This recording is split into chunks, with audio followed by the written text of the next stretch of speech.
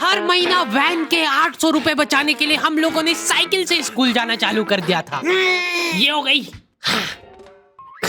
4 लौंडे थरथराती ठंड में साइकिल से स्कूल जाते हैं, ब्लेजर, टोपा, मफलर बांध बुंदा के। एक तो ये ब्लेजर बहुत अजीब था हमारे स्कूल का। 2 जेब थी हमारे ब्लेजर में और 2 ही अंदर की साइड थी। हमारे स्कूल वालों को लगा कि बाहर जेब का क्या ही यूज हो सकता है, इसलिए उन लोगों ने बाहर जेब ही नहीं दी। क्या करूं मैं इस जेब का? ठंडी लग रही है तो हाथ अंदर वाली जेब में ही डाल के चलना पड़ता था। कोनी से साइकिल चला के आते थे हम लोग स्कूल। सबको ऐसा लगता था कि हम लोग अपाहिज हैं। और फिर एकदम से हम लोग हाथ बाहर निकाल लेते थे।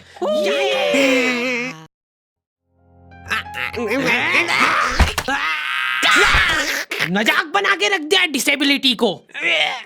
अपाहिज लोगों की रिस्पेक्ट कम हो गई थी हमारी वजह से, लेकिन लड़कियां खुश हो गई थी इस इनोवेशन से।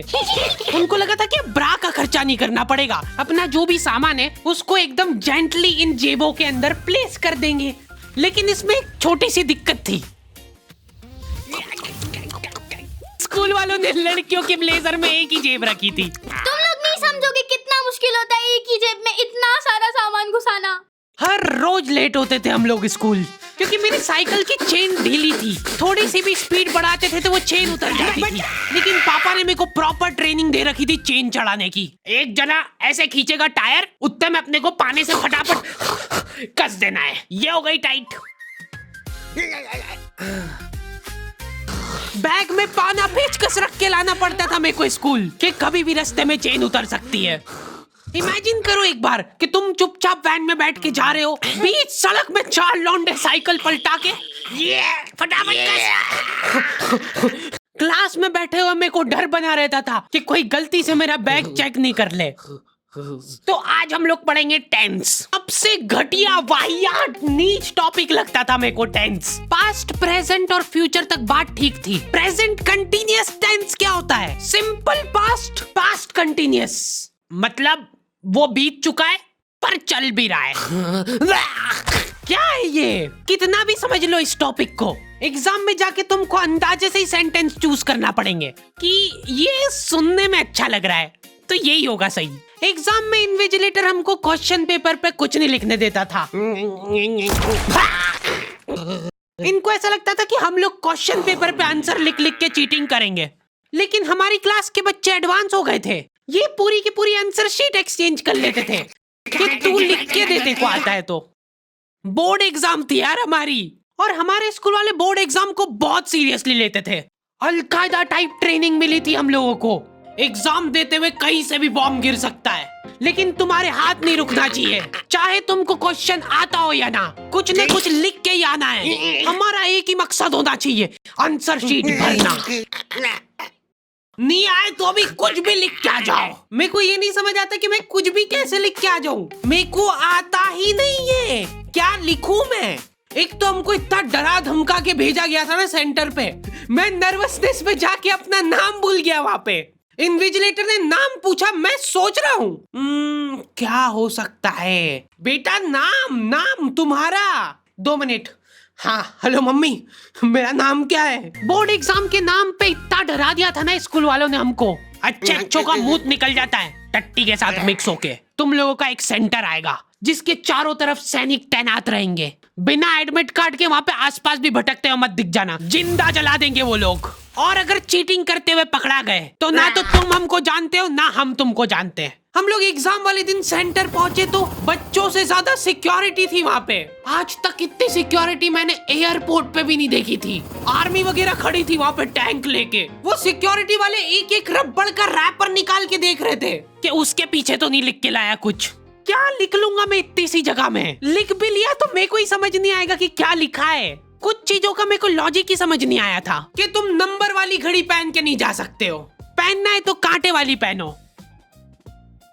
उनको शायद शक हो गया था कि ये सारे लोग एक साथ कोऑर्डिनेशन करके बम बम नहीं फोड़ दे। उधर एक बच्चे की घड़ी का अलार्म बज गया और वो बजता भी बॉम्ब के टाइमर जैसा है। अलकायदा जिंदाबाद। जिस पाउच में तुम सामान ला रहे हो वो भी ट्रांसपेरेंट होना चाहिए। मेरे बैग में से इनको पाने पेचकस मिले थे, क्या जवाब दूं मैं इसका कि क्या यूज में आते हैं ये? उनको वहां पे डेमो करके बताना पड़ा कि ये यूज में आता है ये सब आइटम। फिर बाकी बच्चों ने भी कंफर्म करा कि हाँ देखा तो है हमने इनको रास्ते में ये हरकत करते हुए। ये सब देख के उन्होंने मेरे पाने पेचकस तो हाथों हाथ नाली में फेंक दिए थे। हमारे एक साथी की जेब में से ड्रग्स बरामद हो गए थे। अरे ड्रग्स नहीं है, ये इनहेलर है। इसको ऐसे सूंघते हैं, नाक बंद होती है तो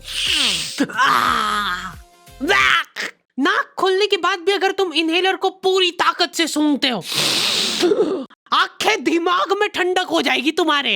वो बच्चे नहीं होते जो पूरा साल टाइम पास करते और एग्जाम के एक दिन पहले पढ़ के एग्जाम देने आ जाते हैं। वो बनने की मैं कोशिश ही कर पाया था। सिर्फ मैंने सोचा था आखिरी रात मेरी है, रात भर मैं पूरा सिलेबस चाट जाऊंगा, पर मैं एग्जाम के एक दिन पहले ही बीमार पड़ गया।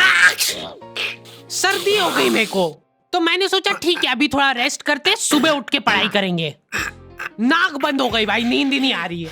फिर पापा आके मेरे को ट्रिक बताते हैं कि अगर राइट वाली नाक बंद हो रही है ना तो लेफ्ट साइड करवट करके सो जा, फिर गहरी सांस ले, तो ये जो है ना राइट वाली खुल जाएगी और लेफ्ट वाली बंद हो जाएगी। फिर लेफ्ट वाली अगर खोलना है तो राइट साइड करवट करके सो जा।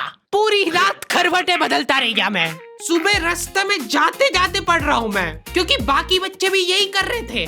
बच्चों को लग रहा है कि भाई जितना हम लोग साल भर में नहीं पढ़े उतना हम लोग रास्ते में जाते हुए पढ़ लेंगे। रास्ते में ऐसे कॉपियां लेके घूम रहे जैसे इनसे ज्यादा पढ़ाकू कोई हो ही ना। सुबह हम सब लोग सेंटर लेट पहुंचे, क्योंकि साइकिल की चेन उतर गई थी तो रास्ते में वो कर रहे थे। और क्वेश्चन पेपर भी लेट हो गया था उस दिन। क्वेश्चन पेपर Z+ सिक्योरिटी के साथ आता था। 10 बॉडीगार्ड लेके आते थे एक जरा सा पार्सल।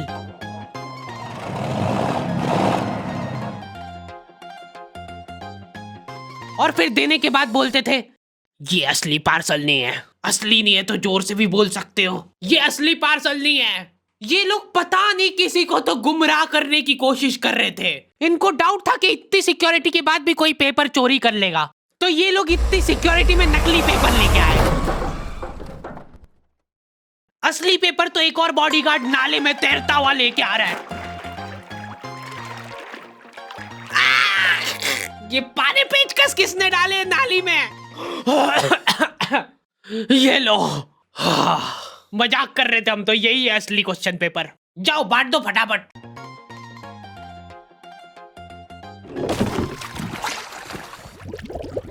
ये अपना आपस में एक दूसरे को गुमराह कर रहे थे। एक बार बस सोच के देखो कि ये सारी हरकतों के बाद भी अगर पेपर लीक हो गया, सोचो एक आदमी टेलीग्राम पे क्वेश्चन पेपर बेचने लग गया था, वो भी एग्जाम के महीने भर पहले से, तब तक क्वेश्चन पेपर बना भी नहीं था। तो अब जो आदमी हमारा क्वेश्चन पेपर सेट करने बैठा, उसने सोचा कि उसका काम इजी हो सकता है, क्यों ना थोड़ा सा स्मार्ट वर्क कर लिया जाए। उसी ने सबसे पहले वो फेक क्वेश्चन पेपर खरीदे और वैसे के वैसे चेप दिए। जिसने पेपर लीक करा था वो खुद सोच में पड़ गया कि ये कैसे हो गया। एग्जाम खत्म होने के बाद इन्विजिलेटर को बहुत मजा आता भाई कॉपियां छीनने में। एक सेकंड भी किसी को ज्यादा नहीं मिलना चाहिए। बस एक वर्ड टाइम ओवर होने के बाद कैसे लिखा तूने? एक बच्चे ने खुद से कॉपी दे दी तो इनको डिसरिस्पेक्टफुल महसूस हो गया था। उसको वापस से कॉपी दे दी कि लिख ले थोड़ी देर और। जैसे ही लिखने लगा वापस छीन ली। ओके, तो दी एंड हो चुका है। पिछली बार मैंने तुम लोगों को 2.5 लाख लाइक का एम दिया था, जो कि तुम लोगों ने बहुत आसानी से कर दिए थे। तो इस बार एम रखते हैं 3.5 लाख लाइक्स का। जैसे तुम लोग 3.5 लाख लाइक का एम कंप्लीट करोगे, अगला एपिसोड में सीधा अपलोड कर दूंगा। मिलते हैं नेक्स्ट वीडियो में।